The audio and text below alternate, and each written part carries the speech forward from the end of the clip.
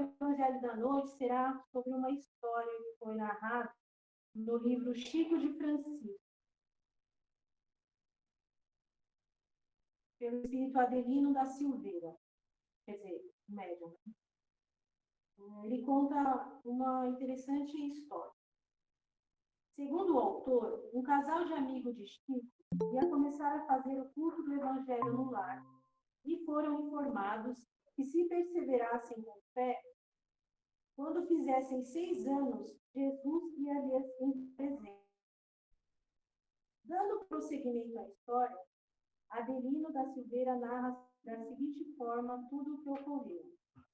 Quando completou o 6º ano, estavam ansiosos à espera do presente.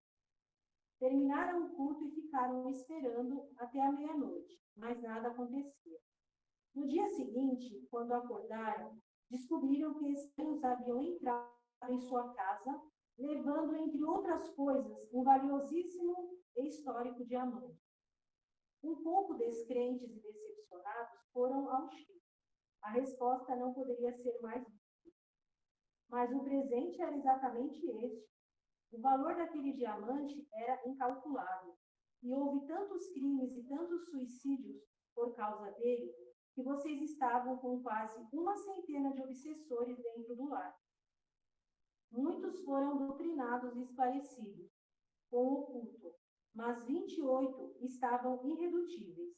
E o único jeito de retirá-los de lá foi fazer com que o diamante fosse embora, e eles foram atrás da joia. Aí continua. Essa história terminou, mas ele continua.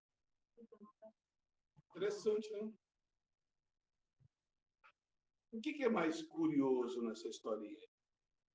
Vamos parar para pensar? O mais curioso, o mais interessante é que a perda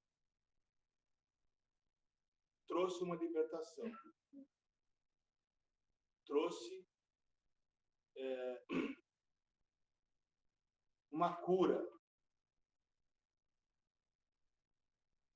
Isso quer mostrar o quê para a gente?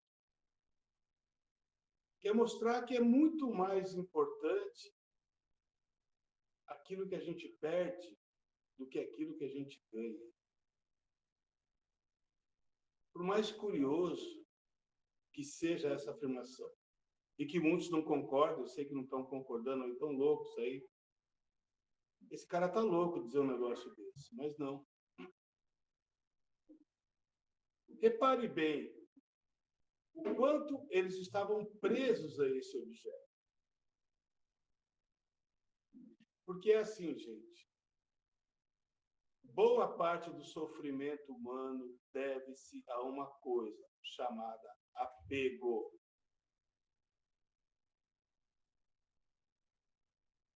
Boa parte não, uma parte bastante expressiva, desculpem o pleonasmo, mas muito expressiva mesmo. Nós sofremos em função do apego. Quando nós nos apegamos a um objeto, por exemplo, como no caso desse diamante, além do problema espiritual dos obsessores, que a gente vai falar já, mas quando a gente se apega a qualquer objeto, a gente cria uma certa devoção por aquilo, e aquilo começa a fazer parte do nosso ser, como se fosse uma extensão do nosso ser. Como se nós não fôssemos mais o que éramos antes. Agora nós somos o que somos, mais aquilo que possuímos, porque somos possuídos também por aquilo. Então, no momento que existe a perda, e aquilo está imantado de você, é como se estivesse amputando um membro seu. Uma parte sua está indo embora.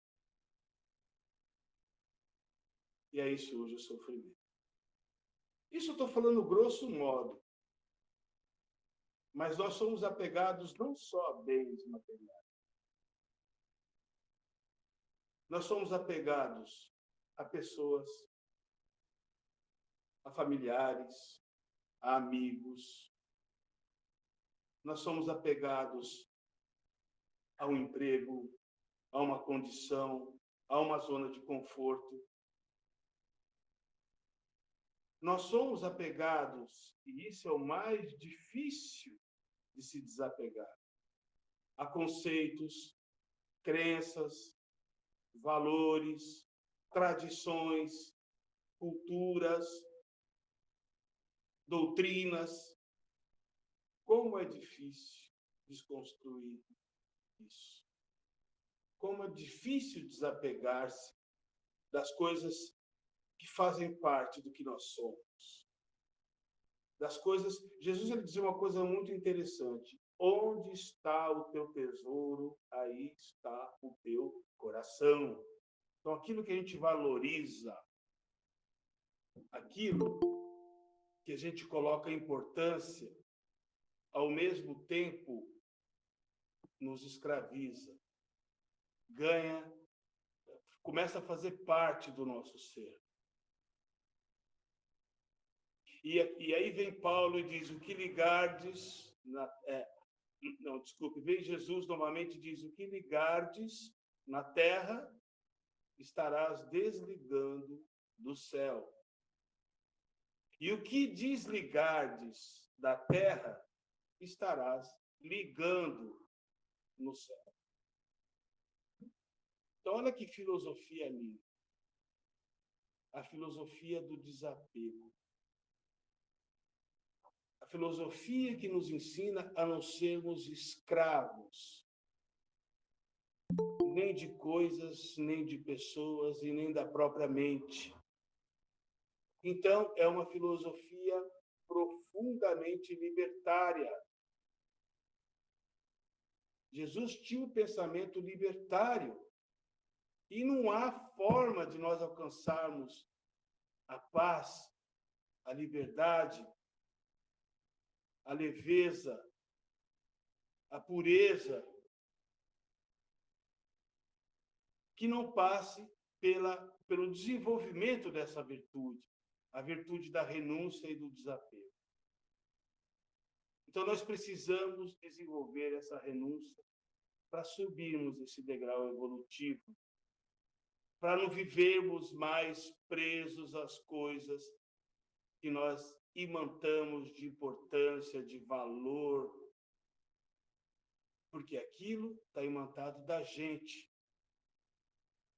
E aí você se desencarna, você fica lá preso, abraçado àquele carro que você passava todo domingo nos campos. Você desencarna, você vai ficar na mesma cadeira de balanço, você ficou 20 anos balançando na varanda. A cadeira está lá, o espírito está lá também. A viúva vende a cadeira e leva o espírito junto.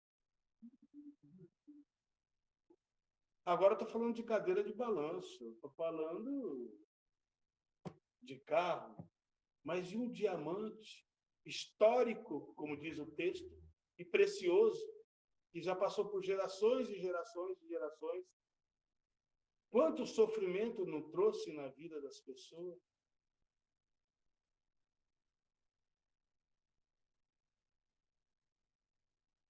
Quantas pessoas não estão presas ainda à ilusão da posse de um objeto desse? Porque essas pessoas, elas não se tocaram que nós não vamos levar nada daquilo que ajuntarmos. A gente não consegue levar nada dessa terceira dimensão para a quarta, quinta dimensão. A gente só leva a nossa consciência. Só leva o que a gente aprendeu. Agora, se a gente estiver preso ainda aos valores e às coisas e às pessoas dessa terceira dimensão, a gente desencarna e continua aqui. Continua aqui, no mesmo núcleo familiar, preso ainda àquele apego, as pessoas que estão ali, aqueles objetos que eram dele, aquelas coisas, assim que as coisas acontecem.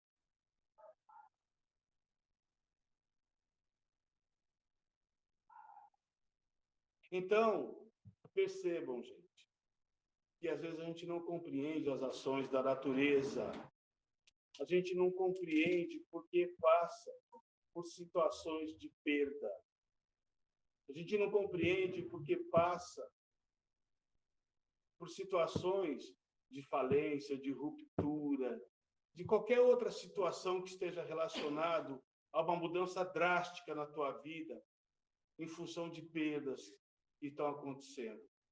A gente não percebe que isso é para o nosso bem. Isso quer provocar em nosso ser uma reação. Que se não passássemos por isso, nós continuaríamos ainda apegados a essas coisas, dando mais valor a essas coisas impermanentes, das quais nós não podemos levar conosco, do que as coisas que não morrem, as coisas do Espírito, que é eterno, as coisas que nós precisamos desenvolver, que estão relacionadas às nossas virtudes, à nossa humildade. Nós temos que estar atentos o tempo todo, criar apreço. Tudo isso se desenvolve naturalmente quando você começa essa atitude de desinteresse, de desapego, de tirar a importância. Quando você começa a se livrar de todas essas, sabe, todas essas coisas, essas aderências emocionais, psíquicas, quando você começa a se livrar disso, começa a tirar valor de tudo isso, um profundo sentimento de poder, de liberdade, começa a tomar conta do teu ser. Vejam o exemplo de Jó. Jó era um homem próspero, muitos empregados, muitos filhos, algumas esposas, bons rebanhos. E fazia as orações dele, o tempo todo agradecia, um exercício de gratidão diário, e Deus se orgulhava disso e disse: olha, aí o Satanás foi cutucar, né? Olá. Aí Deus fala: você está vendo o exemplo desse de Jó? Que belo exemplo de devoção, né? Esse Deus orgulhoso que gostava de toda essa devoção, dizendo isso para o Satanás. E o Satanás fala: tá bom, então tira tudo dele, vamos ver se ele continua na mesma devoção. E Deus falou: eu autorizo, vá lá você e tire então. E o demônio arrancou tudo de Jó. Os rebanhos morreram, os filhos morreram, ele perdeu tudo, ficou sem nada. E ele continuava dizendo: eu vim aqui sem nada. Deus me deu, ele pode tirar a hora que ele quiser. Esse era o discurso de Jó. Daí vem aquela coisa da paciência de Jó, né? Eu tenho paciência. O Satanás voltou a encontrar-se com Deus e Deus falou: está vendo? Você não tirou tudo, ele não continua. Mas tire dele a saúde agora.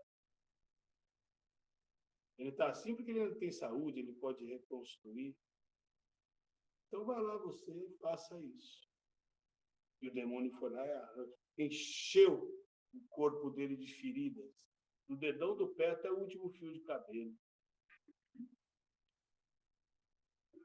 Ele não podia nem se coçar, coitado. Um sofrimento absurdo. Mas manteve-se paciente, dizendo que não era dono da própria vida, que Deus, assim como deu a vida para ele, podia tirar a hora que quisesse. E o demônio desistiu.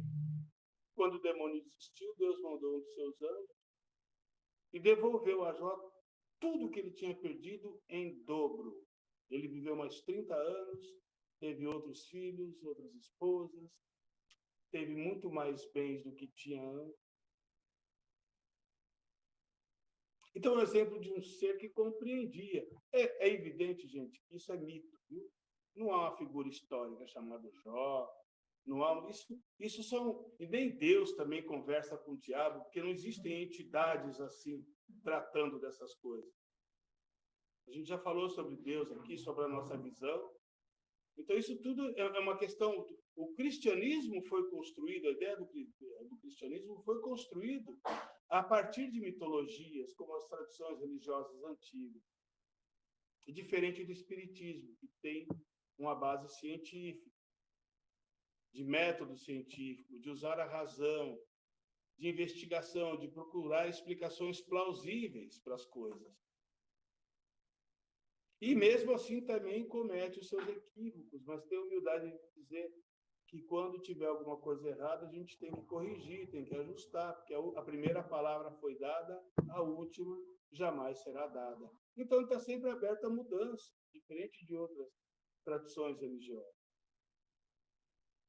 É uma tradição que ela tem uma base de estudos, uma liturgia vasta, né? O movimento espírita produz muita literatura. Vocês sabem disso. Qualquer assunto a gente encontra no acervo dos livros espíritas. E não para de publicar. E são leituras sempre enriquecedoras. Então, o que a gente tem que aprender com esse texto aí é nos desapegarmos completamente de tudo aquilo que estiver pesando sobre a gente. Tudo aquilo que a gente colocou de peso inútil em nossas costas, que está consumindo as nossas energias. Você, às vezes, está apegado a obrigações que não são tuas. A constelação sistêmica ensina isso. Às vezes você quer fazer o papel do pai e você é o filho. Você quer fazer o papel do marido e você é o filho. Você quer fazer o papel da mãe e você é a esposa. Então, essas coisas precisam ser ajustadas para trazer novamente o equilíbrio. É importantíssimo, gente, para trazer equilíbrio dentro do lar, para trazer a união da família, o respeito, para que a gente possa ter boas inspirações durante a semana, nos mantermos unidos, para que as coisas comecem a entrar nos trilhos em nossas vidas, é importantíssimo fazermos o evangelho no lar. Pelo menos uma semana. Como os católicos, eles não têm um dia na semana que eles rezam o terço e reúnem todo mundo e fica lá rezando 500 Ave Maria, não sei quantos Pai Nosso. Eu nem sei quanto mais. Então, esse tipo de coisa está até prescrito nos mandamentos, né? Guardar domingos e festas. É mais ou menos isso. Ele usa o tipo de domingo, mas guardar um momento em que você vai estar de forma disciplinada, voltado para uma conexão com o luminoso, com algo que está além de você. Isso, quando é feito de forma disciplinada, traz frutos, traz resultados, melhora o ambiente do lar. É, uma história, né? Então, quem não sabe fazer o evangelho no lar é muito simples. Quem é que não sabe fazer? Todos sabem, né? Já fazem? Já? Então, eu estou pregando no deserto. Então, é isso. Quem não sabe é muito simples. Faz uma abertura como oração, agradecendo o que for possível agradecer. A verdadeira oração, o principal da verdadeira oração é o agradecimento. Então, agradeça por tudo, né? Agradeça até pelo câncer que você tem. Não se assuste, mas é isso. quando a gente chega no estágio de compreender que tudo, e que aquilo que Paulo disse, em tudo dai graça, é porque a gente reconhece que Deus não erra, que o que está acontecendo é o melhor para cada um de nós. Então, agradeça por tudo. Depois desse agradecimento, vocês façam uma leitura de um trecho do Evangelho, discute com a família, depois faz umas vibrações. A vibração, ela não é uma coisa assim, eu estou emprestando substâncias minhas para curar isso, aquilo, aquilo outro. Não é. Os nossos pensamentos, os nossos conceitos, eles foram construídos a partir do ódio. Então, o ódio, ele ajuda a gente a construir um conceito sobre o bandido, sobre o pobre, sobre o morador de rua, sobre quem está doente, sobre quem está em guerra. Então, esses conceitos, eles são acionados, eles acionam o nosso emocional a partir de sentimentos negativos. Então, quando você começa a pensar de forma amorosa em cada um desses elementos, sabe, dessas instâncias da sociedade, você começa a pensar de forma amorosa, você começa a desconstruir a sua visão sobre tudo isso também. Então, é transformador. E aí você muda o seu padrão vibratório. Você começa a elevar ele, porque os seus valores são valores mais amorosos. E nós temos que construir uma condição amorosa. O amor ainda é o sentimento mais sofisticado e poderoso que existe. Não é outro. Sentimento de indignação, de revolta, de, sabe, intolerância, de preconceito, essas coisas são construídas a partir do sentimento de ódio. O amor, ele tem um poder absolutamente voltado para a desconstrução de tudo. Tá certo? Então, vamos aproveitar esse final de ano para aprender, fazer um evangelho no lar, fazer reflexões, buscar esse autoconhecimento, fazer autoinquirições, fazer uma investigação de si mesmo, saber onde é que você está errando, como é que você pode desconstruir um sentimento. E não adianta lutar contra o seu orgulho. Não, eu vou ficar aqui. Todas as vezes que eu ver que eu vou ser orgulhoso, eu vou lutar contra isso. Não.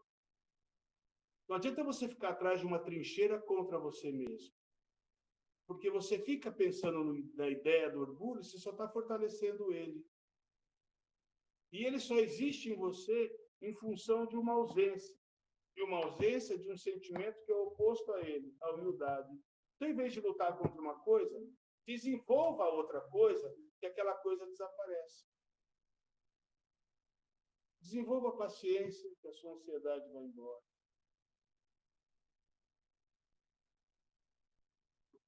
Como é que a gente vai desenvolver a paciência? Desenvolvendo. Um sadhana diário.